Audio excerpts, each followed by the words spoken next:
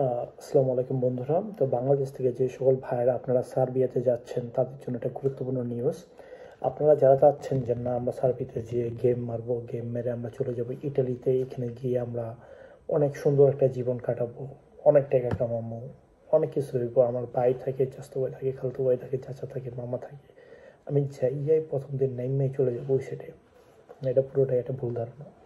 কারণ সার্বিয়া আপনাকে যেই সুযোগটা দিতেছে বর্তমান সময়ে ইউরোপের কোনো দেশে সেটা দিবে না। কারণ হলো আপনি যদি ওইখানে যান, আপনার প্রথমত এক নম্বর হলো আপনার একটা চাকরি পাচ্ছেন, চাকরির মাধ্যমে কিন্তু যাচ্ছেন। তো চাকরিতে যেহেতু যাচ্ছেন প্রথমবার, আপনার কিন্তু কাজের একটা কি দক্ষতা আছে, ওই কাজটা কিন্তু আপনি কাজে লাগালে 60,000 টাকা 70,000 টাকা আয় করতে পারতেছেন। সার্বিয়ায় একটা দেশ বর্তমানে 3 বছরে পার্মানেন্ট রেসিডেন্সি দেয়।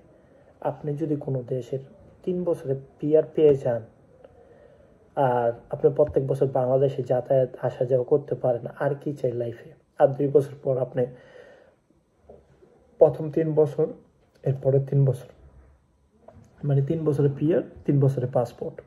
তো এই যে সুযোগ সুবিধা, এগুলো ছেড়ে আপনি যদি চান এলো মরিচিকের পিছনে দৌড়াইতে, তাহলে ভাই আপনি ওই যে আমি কষ্ট করি, আমি গেম মারুম, আমি এই মারুম সেই মারুম, আমি আইটটা যাই, আমি পুলিশের বাধা হইয়া লরির নিচে চুপ্পা যেমনিও কষ্ট মষ্ট করে আমি যাব, তাহলে ভাই আপনার ইচ্ছা ভাই, আপনার লাইফ। কিন্তু আপনি যদি একটু ধৈর্য সহকারে থাকে, আপনি পিআর নেন, সেই পিআরে আপনি আমেরিকার ভিসা করেন, কানাডার ভিসা করেন, আপনি অস্ট্রেলিয়ার ভিসা করেন, আপনি এখানে কাজ করেন, আপনি ব্যবসা করেন, কত কিছু সুযোগ সুবিধা আপনার ফ্যামিলি নিতে পারতেছেন, আনতে পারতেছেন।